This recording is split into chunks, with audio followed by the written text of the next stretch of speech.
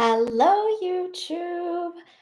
Let's speak about why high achievers self-sabotage this life. I've been doing podcast recordings with guests, so stay tuned, more so probably to the start of 2025.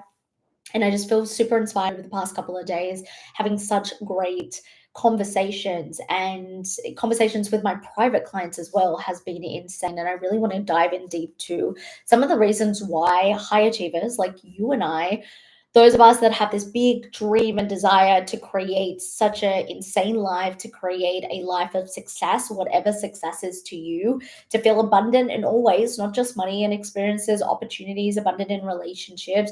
Why do we sabotage that?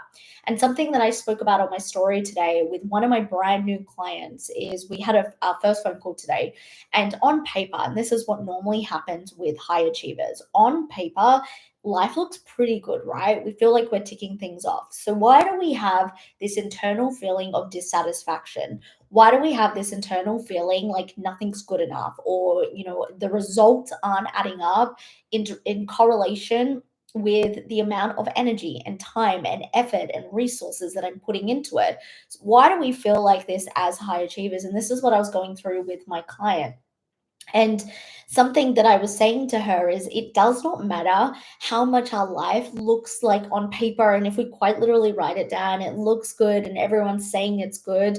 But if we're having these feelings and we're feeling like it's just feeling out, I don't want to use the phrase out of alignment, but for lack of a better phrase, when you are feeling out of alignment, when you feel like you could be achieving so much more, like it feels like what you're doing should be getting the results and it's not making sense. When you know that you can be putting yourself in a position to be making moves that aren't 2x moves, they're 10x moves, then it's always an indication of what is happening subconsciously beneath us, what is happening unconsciously, what is really driving us. And like I said, consciously it can look like our life is going really, really well and that we're ticking things off and it's great. But if subconsciously you're not wired in that way, it's never going to flow in alignment with your vision board. You can have the best, prettiest, bougiest vision board in the entire world, but unless that vision board is in direct alignment and meshes up with how your subconscious is programmed, what your belief systems are, your internal drivers, your internal behaviors, what you believe at your core, right? You can say, I'm a millionaire 50,000 times a day, but if at your core you believe rich people are greedy, that is what is going to drive your behaviors. That is what's going to drive your habits. That is what's going to drive everything you are doing. And it's subconscious. So a lot of the time we don't even realize, and as high achievers, we only realize after the facts and go, oh, I've repeated that cycle again. Or, I really was going to do all of my email marketing or my DM outreach, and like I got sick all of a sudden. So it puts you back and you're not seeing the progress, right?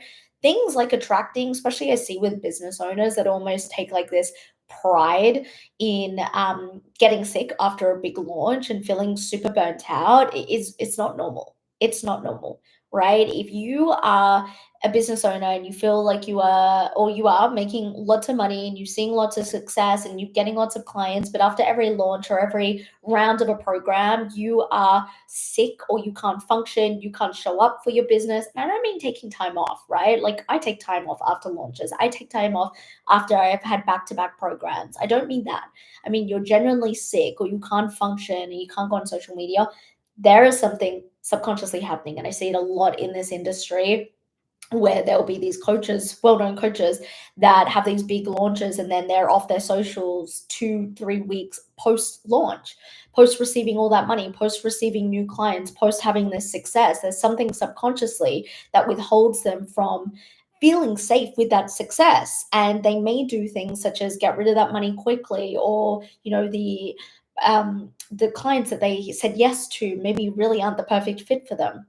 So just small things to look out for. But why we do this is, remember, subconscious mind, it wants to keep us safe, right? Whatever it's learned, whatever is happening at our core, the programming, that is what it deems safe. So even though you can say, no, having $1 million is safe, if you're going with the same example, if your core belief is being rich means I'm greedy, like rich people are greedy, That is what it finds safe, and that is what it's going to revert you to. And I'm sure that you've heard, the baseline theory, or hitting your capacity, your energetic capacity. That basically is just a reflection of your limiting beliefs. You are only as successful as your limiting beliefs. So you can grind, you can work harder, you can work 23 hours a day. You can do all the things. You can invest in a million courses and programs and mentors. You can talk. I see a lot of high achievers like talk. I'm going to do this in my business. I'm going to do that. I'm going to travel there. I'm going to quit that. I'm going to do that. Talking is a dopamine hit. Without the action behind it, it means nothing. But because it feels like a dopamine hit, especially if we say it to someone and they're putting us in our pride state and they're bigging us up, which is, great. But if that's all that's happening, is the talking about it, getting put in our pride state and no actioning, that dopamine hit alone, the brain just goes, that's good enough. We've got a dopamine hit. That's why we can listen to podcasts, like 50 podcasts a week, and feel really good, feel really productive. But if you're not taking something from those podcasts and putting it in action into your life consistently and over a period of time, then you're just getting a dopamine hit. And when we get dopamine hits, it feels good in our body, right? It's a good chemical running in our body, and so we feel like we're making progress. And this is normally what happens is when we work so hard and we are embedded. And one of the podcast interviews that I just did said, in the Western world especially, we have been brought up to like work hard. You must work hard to achieve success, to achieve money, status, whatever it is. And so when we have this embedded in us, what happens is we'll work really, really, really, really hard. We'll get really tired, get really burnt out. We'll get over it, but we're repeating the same pattern. Then what starts to happen, we may see a little bit of success. We may see a new client, an influx of money, or our boss may promote us or give us a bonus, and we see some type of reward. And so what that feeds back to us is that is comfortable. That is safe. Like, look, you are winning. You are getting a dopamine hit. Let's stay in that cycle. Our goal is to be able to get out of a cycle where we can create regulated, sustainable success, because that's not sustainable. Just waiting for these dopamine hits. This is why the work that I do with all of my clients, and this is the Woman Mastery methodology, which, by the way, show notes below should be the first link. You can get a Woman Mastery bundle, and everything that I speak about on this channel, that I've bundled some of my best programs and trainings. So I highly, highly recommend you getting into that and learning more about what's the actual steps to change this, right? Because I'm making you aware of what needs to be done for sustainable change, but like, you need to learn the formulas and be able to implement them. So that's show notes below. But our goal is to create regulated, sustainable success, just aiming for dopamine hits, aiming for quick wins. It feels really, really good in the moment, but it's not sustainable. It's not going to bring us that long-term success. And that's what we want to create. And so we sabotage when we don't feel safe with what we perceive as success, right? We see it, a lot of people will use, like, I have a fear of judgment, a fear of failure. Those are parts of it, 110%. But what I see, especially with high achievers, is those types of fears and perfectionism and all of that, imposter syndrome, feed into the fear of success, right? Having a fear of increased expectations, visibility, increased responsibility. This all creates resistance. And then we start to trickle down, and it's like, well, yeah, like, a fear of success. So if we get more visible, I'm going to have a fear of judgment, or, I'm going to fear that I'm going to fail all these people if I don't deliver the right thing. So the first thing I want you to understand is why you're self-sabotaging is, what is your fear of success? Responsibility? Is it visibility? Is it expectations? Right? Those are probably the main three. And understand, like, if you were to get what you were thinking about as I'm speaking today, tomorrow, like if I handed that to you in a briefcase tomorrow, whether it's $1 million, your dream job, your dream business, your dream relationship, what starts to happen? Maybe first and foremost, you're very excited. You're like, that would be great. Like, I've wanted that $1 million, or I've wanted that relationship for the past 10 years. But then it starts to settle in. Do you believe there's going to be an increased expectation? Do you believe there's more visibility? Do you believe there's going to be more responsibility? Those are these subconscious things that we need to understand about ourselves that is going to indicate why we sabotage. So every time we are about to go on a date, we instead make up a story that, it's not the right time, or you should wait a bit, or put it off, or you manifest a sickness. Every time you have an opportunity to make more money, yeah, maybe you manifest a sickness, or you start scrolling on your phone, or you tell yourself, oh, like maybe I just need to wait to launch this thing. I need it to be perfect.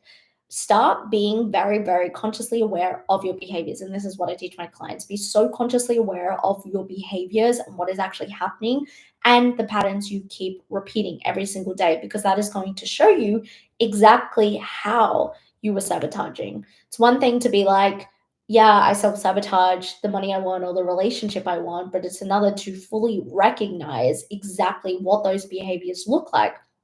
Every time you go to sit down to do your admin for your finances, do you find yourself scrolling? All of a sudden, you find yourself calling up a friend and being like, hey, you want to go for a coffee? And you think, oh, I just need to get into the right frame of mind. No, you're procrastinating, which means you can't regulate yourself to what you believe the success is after that. And I know it's insane to think, like, why would I fear success? But with the expectations or the visibility or the responsibilities that come with it, this is what plays unconsciously. So I wanted to share that because this has been a theme in not only a client call today, but the conversations I've been having with the podcast guests, and all those podcasts will be released probably start of Jan. I think I said that. But if you want to learn more about this process, you also want to learn how to work through it. A great starting point that is self-paced is definitely get yourself into the Woman Mastery bundle, and you can in the show notes below, and that will kind of start to show you the frameworks. There are so there's 5 trainings in the bundle. 3 of those trainings never been released, ever. Never, ever, ever been released to the public. Like, of course, my private one-on-one clients get them, but to the public, never, ever. So, and this will be the only way that you can access those trainings. So click the link, have a look, see if it resonates with you. And if you have questions, comment below, slide into my DMs on Instagram at Jess Pinili. But I hope this gave you a little bit of insight, and I will see you in tomorrow's live. Bye.